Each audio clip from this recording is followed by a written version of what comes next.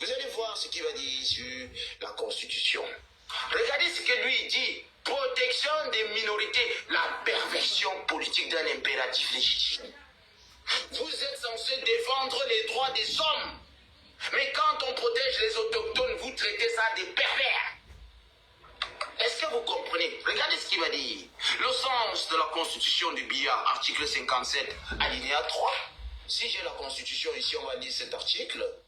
Et vous allez comprendre pourquoi il va le citer. Je vais sortir la Constitution. Parce que nous, on analyse. Hein. On n'est pas ici pour insulter les gens. Ils vont dire que oui, vous êtes des tribalistes. Voici l'article 57, alinéa 3, que M. Zognon va dire. Alinéa 3 dit quoi? Le conseil régional est présidé par une personnalité autochtone de la région élue en son sein pour la durée du mandat, pour la durée de son mandat au conseil. Mais j'ai envie de vous demander ici, aux 80 personnes qui sont là, est-ce que désigner, c'est-à-dire voter une loi pareille, l'inscrire dans la Constitution, est de la perversion politique? Dire qu'un autochtone devrait représenter les intérêts de ses frères autochtones, est-ce une perversion politique? Parce qu'à l'ouest Bamileke, c'est le cas. Pourquoi quand il faille l'appliquer ailleurs, ça devient un problème pour les Bamileke? Pourquoi? C'est la constitution de tous les Camerounais d'ailleurs. Le sens de la constitution du Biya, article 57, alinéa 3 que nous avons lu, semble donner au mot autochtone lorsqu'elle déclare que le conseil régional est présidé par une personnalité autochtone de la région. Ce sens est porteur des germes destructeurs de toute idée d'un État national camerounais. Est-ce que vous comprenez ici?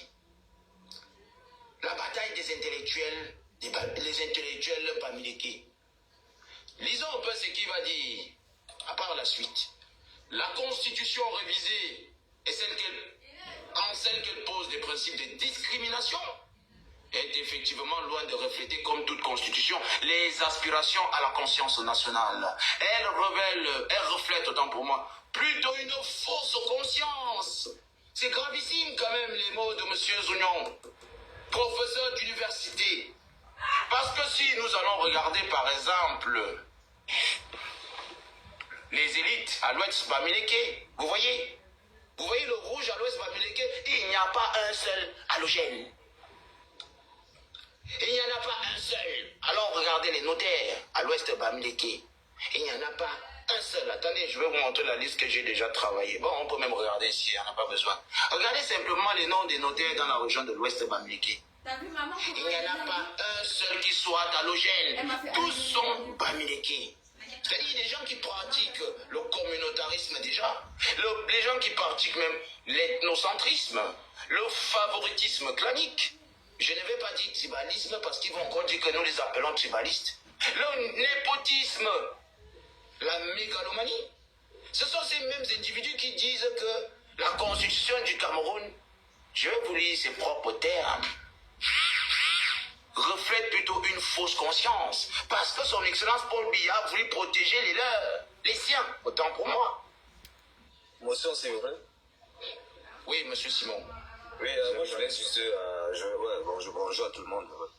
Moi je t'invite là parce que je vous ai entendu, vous avez dit des choses. Et je voulais juste savoir un truc. Que représentent les investissements Bamileke au Cameroun? C'est à vous de me le dire. C'est vous qui vous réclamez être un peu de travailleurs, de riches, d'investisseurs. Premièrement, je ne suis pas Bamileke. Premièrement, je ne suis pas Bamileke. Si vous avez mon nom. Voilà, donc je vous pose juste la question. Parce que moi, je ne sais pas. C'est à vous de me le dire. Non, mais moi, je veux juste vous demander, est-ce que vous connaissez ce que représentent les investissements Bamileke dans l'économie du Cameroun? Oui, les investissements Bamileke. C'est la question que j'aimerais vous poser au Cameroun, c'est que représentent les investissements des autres à part les Bamileke au Cameroun? Vous savez quel est le nombre des Bamileke qui est à la chambre du commerce? Moi, je te pose d'abord la première question. Que représente... Je vais donc vous répondre. À la chambre du commerce, parce que nous allons parler d'économie forcément, 63 ans de gestion de l'économie nationale. À la chambre de commerce, nous avons 77 membres qui sont de l'ouest Bamileke. Sur 160 membres. Votre chambre de commerce, moi je m'en fous de ça. Je vous pose la question. Combien représentent les investissements Bamileke? Ça représente combien sur le pays? Comment vous dites que vous ne... Comment vous dites que... Descends-moi ce monsieur. Descends-moi-le.